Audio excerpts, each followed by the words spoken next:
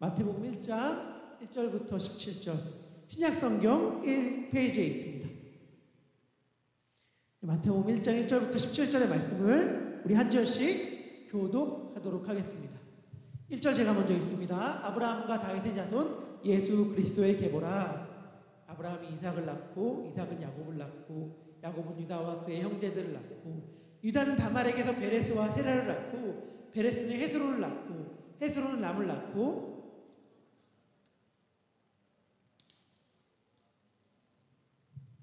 살몬은 라합에게서 보아스를 낳고 보아스는 룻에게서 오벳을 낳고 오벳은 이새를 낳고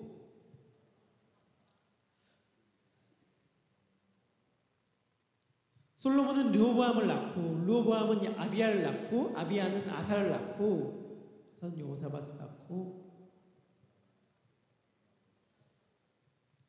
우시야는 요담을 낳고 요담은 아하스를 낳고 아하스는 히스기야를 낳고 히스기야는 므낫세를 낳고 므낫세는 아몬을 낳고 아몬은 요시야를 낳고 바벨론으로 사로잡혀 갈 때에 요시야는 여고냐와 그의 형제들을 낳으니라. 바벨론으로 사로잡혀 간 후에 여고냐는 스알디엘을 낳고 스알디엘은 스룹바벨을 낳고 스룹바벨은 아비웃을 낳고 아비웃은 엘리야김을 낳고 엘리야김은 아소르를 낳고 아소르는 사독을 낳고 사독은 아킴을 낳고 아킴은 엘리웃을 낳고 엘리웃은 엘르아사를 낳고 엘르아사는 mat단을 낳고 mat단은 야곱을 낳고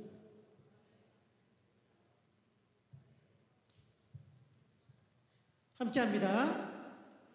대수가 아브라함부터 다윗까지 14대요 다윗부터 바벨론으로 사로잡혀 갈 때까지 14대요 바벨론으로 사로잡혀 간 후부터 그리스도까지 14대더라. 아멘. 하나님의 말씀입니다. 지난 한 주 여러분들의 삶은 어떠셨습니까? 어쩌면 지난 한 주 우리들은 실패했을지 모르겠습니다. 넘어졌을 수도 있고 무너졌을 수도 있습니다.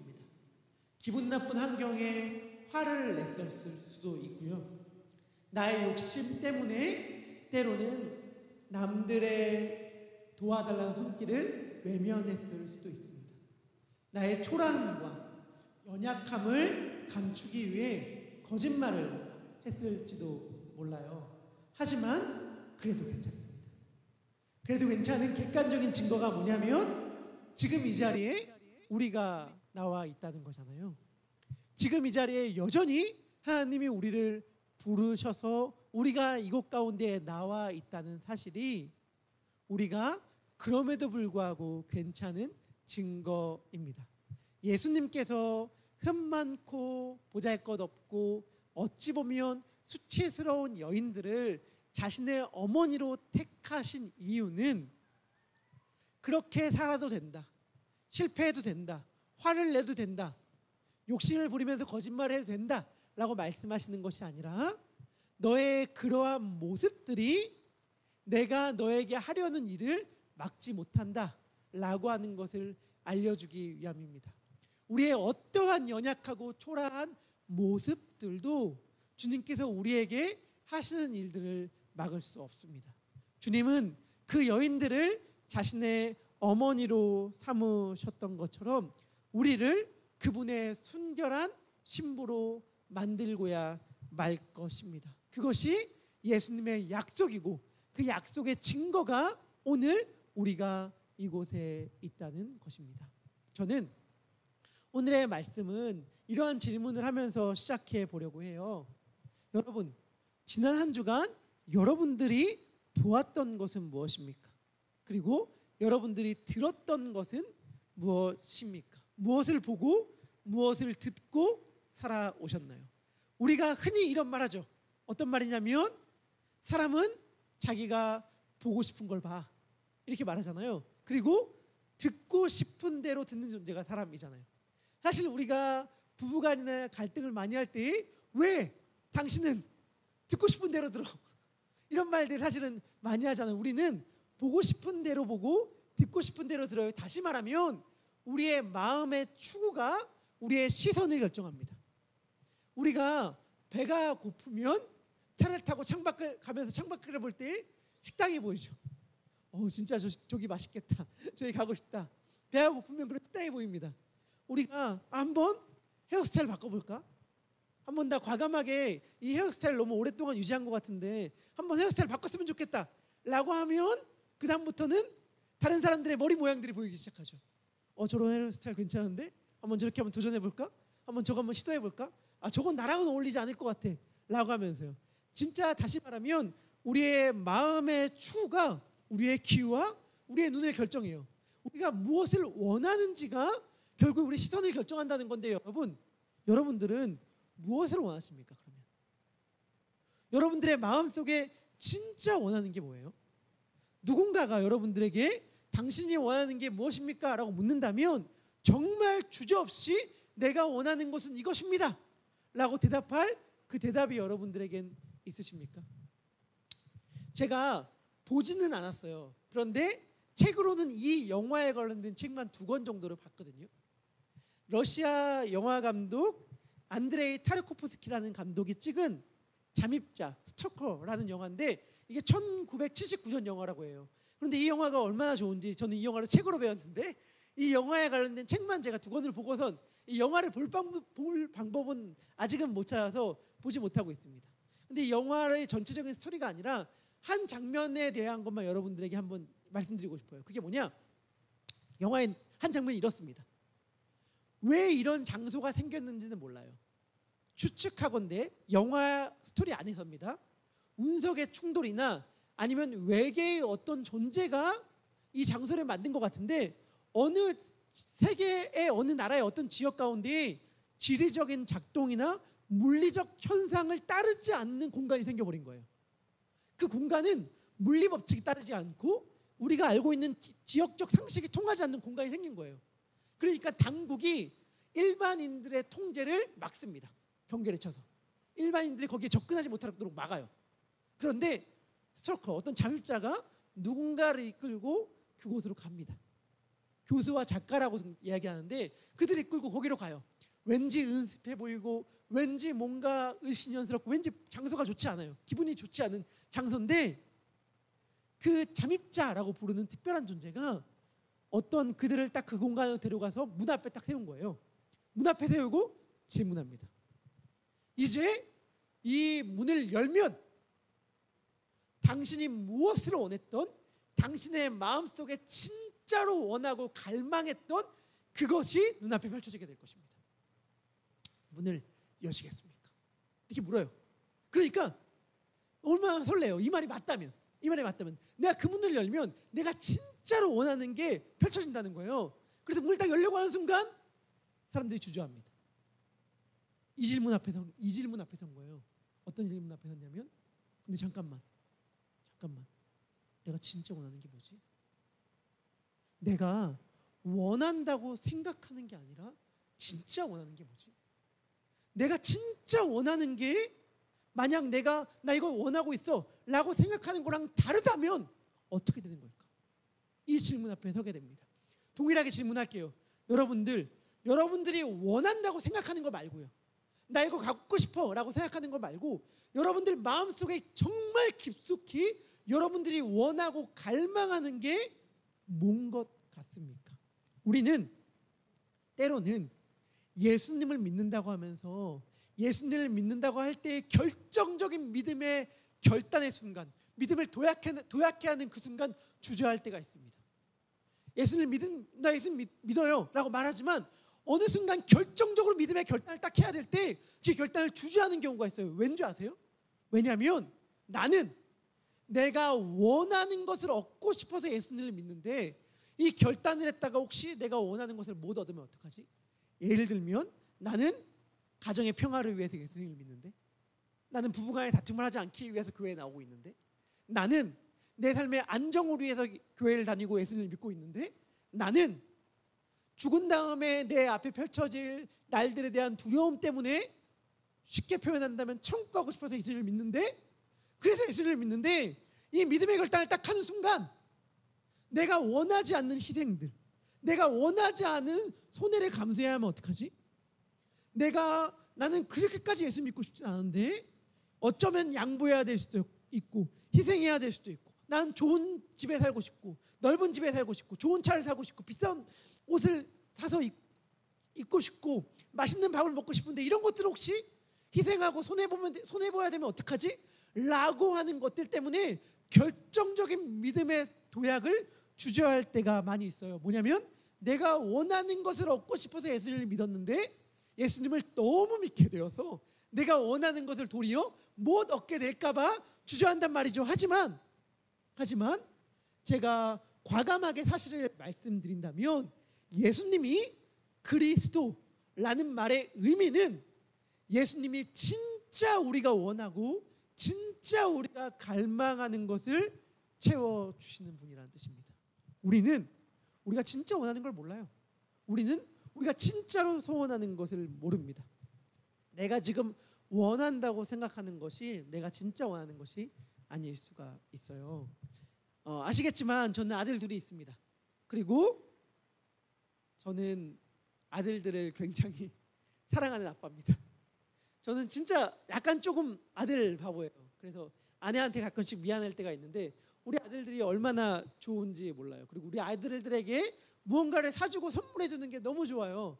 근데 아들들도 그걸 아는지 모르는지 크리스마스 시즌이나 뭐 이럴 때가 되면 어디서 그걸 얻어왔는지 뭐 장난감이 잔뜩 적혀있는 종이가 있더라고요. 광고지 같은 게.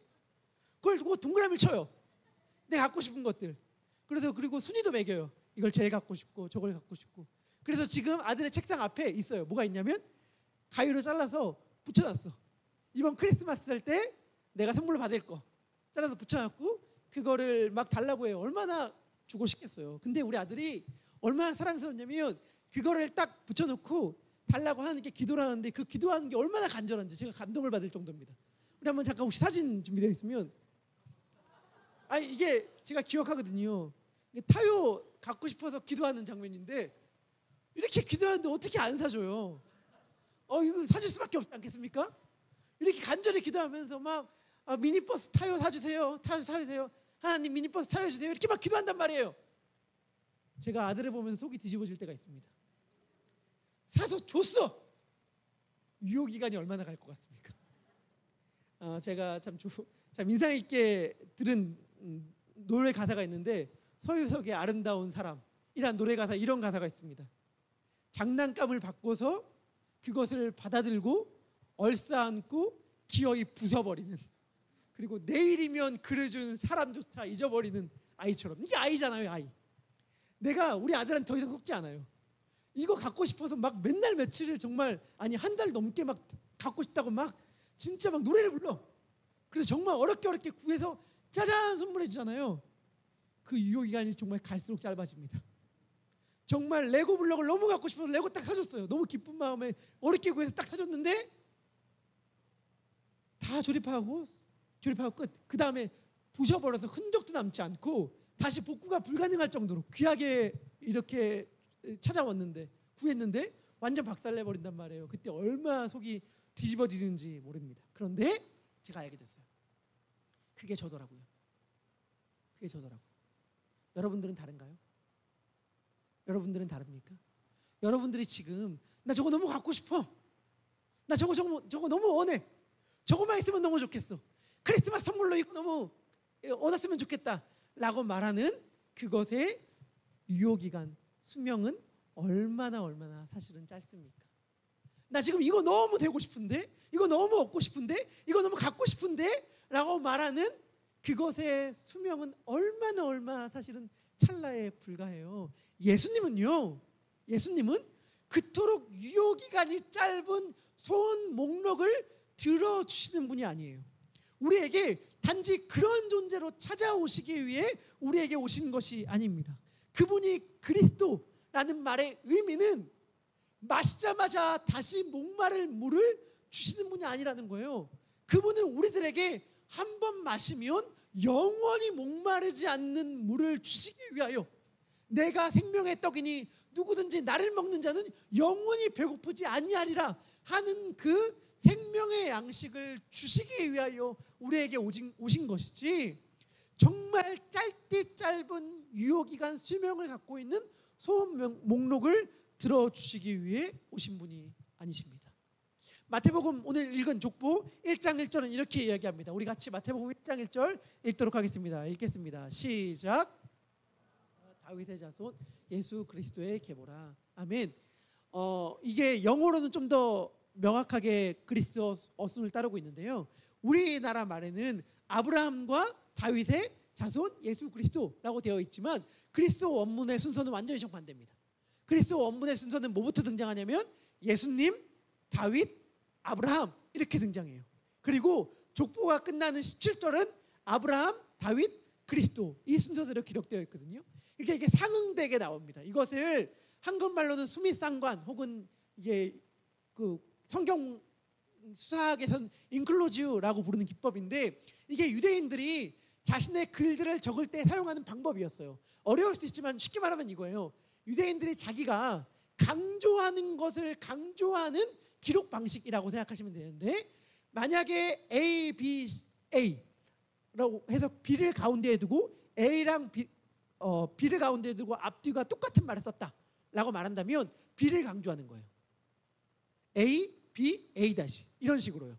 그런데 A, B, B 다시, A 다시 이렇게 상응하는 것들이 짝수의 숫자잖아요. 그러면 맨 바깥쪽부터 강조하는 것입니다.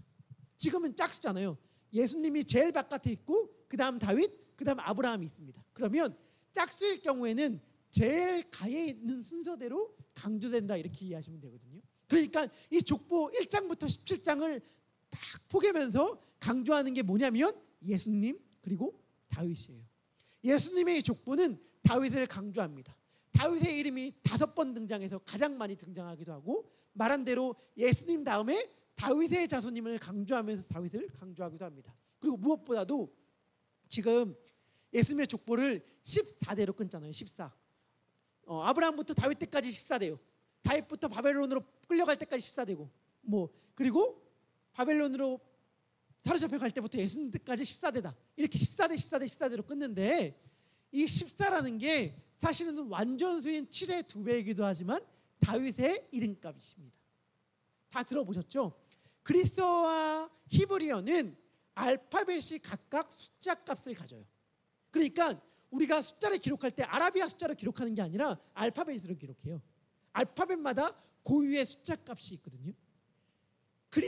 히브리어는 성경이 처음 기록될 때에 모음 없이 자음만 기록되었습니다. 자음만 기록됐다가 이걸 읽어야 되기 때문에 나중에 모음을 거기다 갖다 붙이는 방식으로 성경에 기록되어 있거든요. 그래서 다윗을 글자로 쓸 때는 모음은 안 쓰고 자음만 쓰는 거예요. 예를 들면 영어로 따지면 데이빗이면 D, V, D. 모음인 A랑 I는 빼는 거죠. DVD. 딱 그렇게 히브리어가 되어 있어요. 달렙, 밥, 달렙이라는 히브리어가 기록되어 있는데 각각 숫자 값이 4랑 6입니다. 그렇기 때문에 다윗의 숫자 값은 4, 6, 4 이렇게 해서 14가 되는 거예요. 그러니까 복잡할 수 있지만 요약하면 뭐냐면 14대 14대로 끄는 이유는 지금 예수님이 이 족보의 주인이 다윗과 연관되어 있다.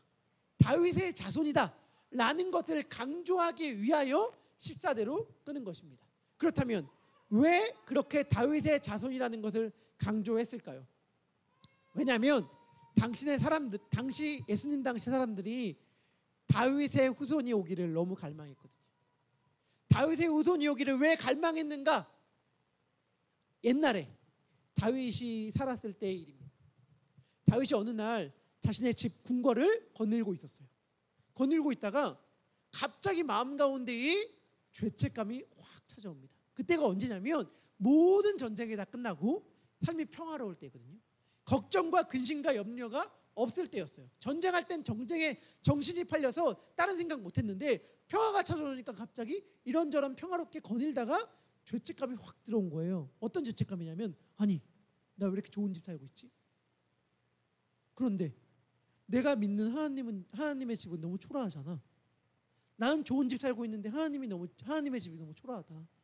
하나님을 위하여 좋은 집을 지어드려야겠다라는 생각이 갑자기 들었습니다. 그래서 자신의 이 기특한 생각을 왕실 선지자였던 나단에게 들려주기 위해 나단 선지자를 부릅니다. 나단 선지자를 불러서 선지자님 제가 좋은 생각이 났습니다. 제가 하나님을 위해 집을 지어드려야 되겠습니다. 나는 좋은 집 살고 하나님은 초라한 집에 사니까, 텐트에 사니까 너무 죄송해서 못 견디겠습니다. 하나님을 위하여 엄청난 의리의리한 성전을 지어드려야겠습니다 라고 이야기를 합니다. 그러니까 나단 선지자가 그 말을 듣고 왕이시여, 정말 정말 좋은 생각을 했습니다. 너무너무 기특한 생각입니다. 하나님이 기뻐하실 겁니다. 그 말대로 행하시옵소서 라고 말을 하고 나단 선지자가 집으로 돌아간 다음에 하나님한테 그 마음에 엄청 깨졌습니다. 선지자야, 내가 언제 집 지어달라고 한 적 있냐? 왜 내가 시키지도 않은 걸 하느냐? 잠깐만, 너 다윗에게 전해 다윗 보고 내 집 지어줄 필요 없다고. 내가 오히려 너의 집을 지어줄 거라고 라고 하면서 사무엘하 7장 1절부터 7절까지 하나님이 다윗에게 약속을 해주십니다. 그게 나단의 신탁 다윗 언약이라고 하는 건데요, 한번 그림 보시면 총 이게 8가지 정도로 요약이 됩니다. 잘 안 보이시죠? 제가 설명해 드릴게요. 간단한 설명인데, 첫 번째는 뭐냐면 통치권에 대한 약속입니다. 내가 너를 주권자, 목자, 왕으로 삼겠다. 너에게 통치권을 주겠다. 두 번째, 이름에 대한 약속. 너의 이름을 위대하게 해주겠다. 세 번째, 보호하심에 대한 약속. 내가 너를 지켜주겠다. 보호해주겠다. 그 다음에 왕권에 대한 약속. 내가 너를 위해 집, 왕조를 지어주겠다. 너의 후손들이 왕위를 계속 이어갈 것이다. 그 다음 후손에 대한 약속. 내 후손을 내 뒤에 세워 나라를 견고하게 하겠다. 부자관계에 대한 약속. 너는 내 아들이 될 것이고 나는 너의 아버지가 될 것이다. 훈계에 대한 약속. 내가 잘못하면 내가 너를 혼낼 것이다. 하지만 마지막 영원한 은총에 대한 약속. 사울에게 그랬던 것처럼 사울에게 내 은총을 거뒀으나 너에게는, 너의 자손에게는 내 은총을 거두는 일은 없을 것이다. 영원히 너에게 은총이 있게 하겠다. 이렇게 약속을 해주신 것이 다윗 언약입니다. 다윗과 다윗의 자손들이 이 약속을 받았어요. 그러니까 너무 신난 거죠. 하나님께서 이렇게 약속을 해주셨으니까. 그리고 다윗의 아들이 태어났습니다. 솔로몬이 나라를 부강하게 만들었고, 다윗의 아들이었던 솔로몬이 하나님께서 약속하신 대로 한 곳을 정해서 예루살렘 성전을 지었어요. 나라가 부강해지고 잘되고 하나님의 약속을 지키시는 것처럼 느껴졌기 때문에 이스라엘 민족들은 너무 행복했습니다. 그런데 솔로몬의 아들 때에 나라가 반으로 쪼개졌습니다.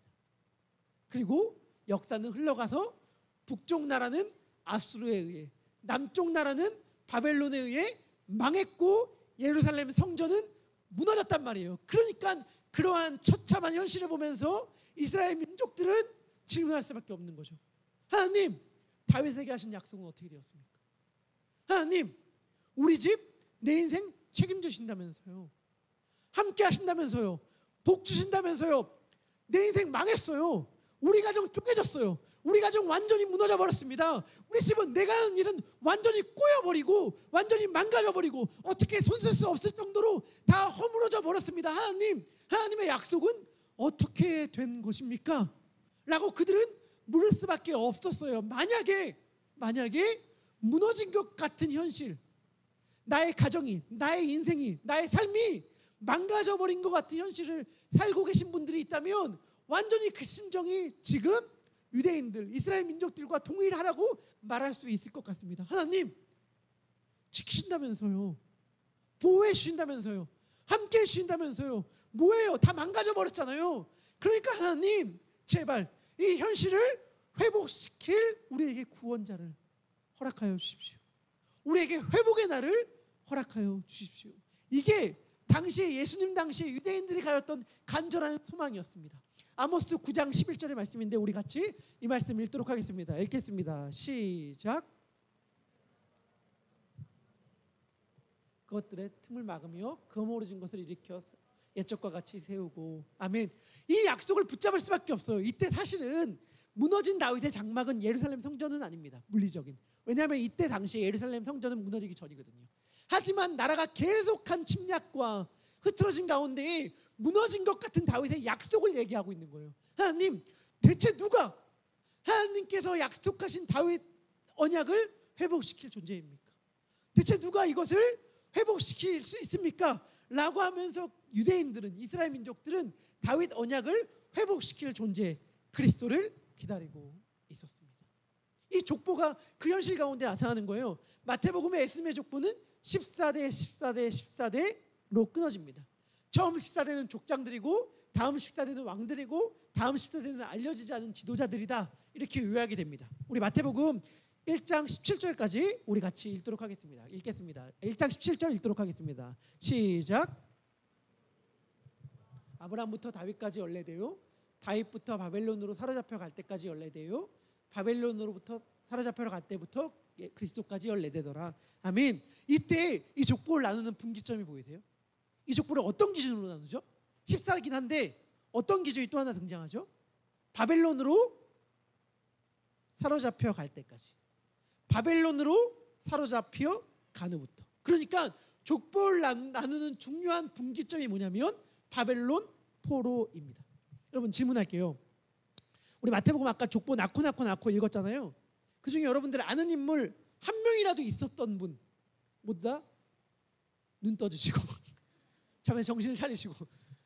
우리 사실은 한 명쯤은 알잖아요. 족보 인물 가운데 우리 다 아는 사람 나와요. 솔로몬도 등장하죠, 다윗도 등장하죠, 아브라함도 등장하죠, 히스기야도 등장하죠, 요시야도 등장해요. 그러면 여러분 제가 마태라면 족보를 기록할 때 너무 각주를 달고 싶을 것 같아요. 무슨 말이냐면 재미없으니까 낳고 할 때 뭔가 이렇게 각주를 달는 거죠. 다윗은 우리아의 아내에게서 성전을 건축한 솔로몬을 낳았더라. 혹은 히스기야가 태어날 때 무슨 히스기야 인생 가운데 어떤 놀라운 일이 일어난지 아십니까? 히스기야는 시간을 거꾸로 돌리는 기적을 경험했던 사람이에요. 시간이 뒤로 가는. 그러면 시간이 뒤로 가는 기적을 경험했던 히스기야를 낳았다. 혹은 아몬은 종교개혁을 일으켰던 요시야를 낳았다. 이렇게 약간 각주를 넣고 싶어요. 저 같으면. 그럼 좀 더 흥미있을 수 있으니까. 그런데 신기한 게 이 족보는 1장부터 17장까지 인물만 이야기하지 그 어떤 것도 사건을 이야기하지 않습니다. 사건을 이야기하잖아요. 유일하게 사건이 언급되는 게 딱 하나 나오는데 그게 뭐냐면 바벨론 포로예요. 바벨론 포로로 끌려갔다는 그것만 사건이 기록되어 있고 나머지는 다 이름만 기록되어 있습니다. 그러니까 이 족보를 읽었던 당시의 사람들에게 바벨론 포로가 얼마나 큰 상처와 아픔과 절망으로 자리 잡고 있는가를 알 수 있죠. 문제는 사로잡혀 간 때부터 풀려날 때까지 이런 거 없다는 것입니다. 사로잡혀 간 때부터 그리스도에 이르기까지예요. 그러니까 이 족보를 다시금 이해한다면 이렇게 받아들일 수 있겠죠. 바벨론으로 사로잡혀 가는 후부터 바벨론의 포로가 된 때부터 예수 그리스도까지라. 다시 말하면 예수 그리스도에게 이르기까지는 여전히 포로인 거예요. 예수 그리스도께 도착하기까지는 그들은 여전히 바벨론 포로였고 이것이 그들이 경험하고 있던 현실입니다. 마태가 알려주는 이 족보는 그러니까 이스라엘이 처했던 현실과 예수님의 존재에 대해 이야기하고 있습니다. 자, 이제 우리들의 얘기를 하죠. 우리들은 어떻습니까? 이 당시의 사람들은 바벨론의 포로였습니다. 우리들은 지금 무엇의 포로입니까? 우리들은 지금 무엇의 종으로 살아가고 있습니까? 우리가 누구의 어떤 것의 종으로 살아가고 있는지를 아는 방법은 우리가 무엇에 충성하고 있는지를 보면 됩니다. 우리는 사실은 굉장히 많은 경우 물질, 시간, 환경, 두려움, 지난날의 기억들의 종으로 살아가죠. 멀쩡히 살아가고 있는 것처럼 보이지만 지난날의 상처가 저를 불러요. 지난날의 과거의 아픈 기억이 저를 불러요. 그러면 재빨리 그 지난날의 상처 앞에 가서 차렷하고 격리하고 충성하죠. 멀쩡히 살아가고 있는 것 같지만 미래에 대한 불안이 나를 막 불러요. 야, 너 일로 와봐 라고 하면 바로 그 미래에 대한 불안 앞으로 가서 두려움으로 그 불안에 충성의 모습을 다합니다. 사실 그게 우리죠. 우리는 굉장한 자유인처럼 살아가고 있는 것 같지만 앞날에 대한 불안, 과거의 상처 아니면 물질, 돈, 시간들에 굉장히 매여서 그들의 종처럼 살아가고 있는 거예요. 우리는 어쩌면 그들과 동일하게 포로 생활, 노예 생활을 하고 있는 존재인지도 모릅니다. 우리의 주인을 알려면 우리가 지금 무엇에 충성하고 있는지를 보면 돼요. 아무리 멀쩡히 잘 살고 있는 것처럼 보여도 그게 부르면 바로 그 앞에 가서 부들부들 떨면서 충성하고 있는 그 존재가 여러분들은 무엇입니까? 내가 두려워하고 있는 사람입니까? 돈입니까? 안정된 환경입니까? 지난날의 아픔과 기억입니까? 미래에 대한 두려움입니까? 그러나 족보가 우리들에게 알려주는 바가 뭐죠? 이 모든 것들은 누구 때까지라고요? 그리스도 때까지라고. 이 모든 것들은 그리스도를 만나기 전까지라고. 그리스도를 만나는 그 순간 이 모든 게 바뀌기 시작하는 거예요. 예수님은 누구신가? 마태는 이야기하죠. 예수님은 그리스도다. 예수 그리스도의 계보라. 예수님은 그리스도십니다. 그리스도가 누구죠? 그리스도는 기름 부음 받은 자잖아요. 구약에서 기름 부음을 받은 자로 등장했던 대표적인 인물이 있죠. 페르시아 바사의 초대왕 고레스. 이방의 왕이었지만 성경은 그를 기름 부음 받은 자로 이야기합니다. 이사야서 45장 1절입니다. 우리 같이 읽도록 하겠습니다. 읽겠습니다. 시작. 고레스에게 이르시되. 여기서 고레스를 향하여 기름 부음 받은 자 고레스라고 이야기합니다. 왜 그를 기름 부음 받은 자라고 얘기하죠? 그가 뭘 했는데요? 그가 바벨론 포로 생활을 하고 있던 이스라엘 민족들에게 자유를 선물해 준 자죠. 돌아가도 된다 라고 말했던 자가 그입니다. 그를 기름 부음 받은 자라고 이야기하므로 진짜 기름 부음 받은 자 예수 그리스도가 와서 할 일에 대하여 우리들에게 알려주는 거예요. 진짜 기름 부음 받은 자가 와서 하시는 일이 뭐죠? 좀 길지만 이사야서 61장 1절부터 3절까지의 말씀을 우리 같이 읽도록 하겠습니다. 읽겠습니다. 시작. 영이 내게 내리셨으니 이는 여호와께서 내게 기름을 부으사 가난한 자에게 아름다운 소식을 전하게 하려 하심이라. 나를 보내사 마음이 상한 자를 고치며 포로된 자에게 자유를 갇힌 자에게 노임을 선포하며. 아멘. 이게 예수님이 우리들에게 오셔서 하는 일이에요.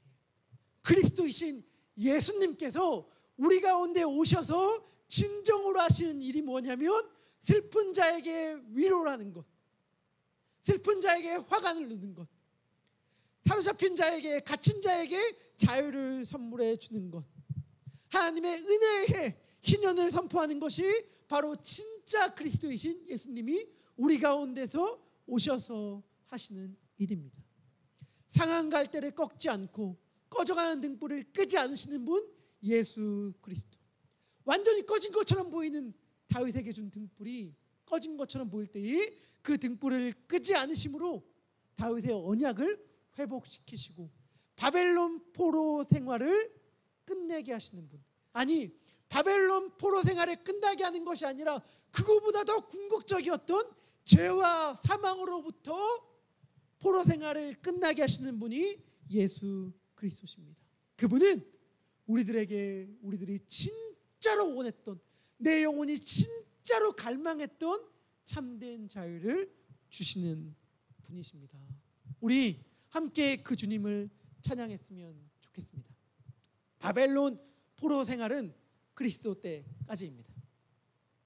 제가 참 좋아하는 말이 있어요. 그게 뭐냐면 벌써 옛날 선수인데 그 이탈리아의 축구 선수 칸나바로라는 선수가 있거든요. 여러분들 아시나요? 칸나바로? 축구 좋아하시는 분들 알 수 있는데 유명한 수비수잖아요. 근데 이 사람이 이런 말을 했어요. 뭐냐면 수비수인데 어떤 말을 했냐면 이렇게 멋있는 말을 했습니다.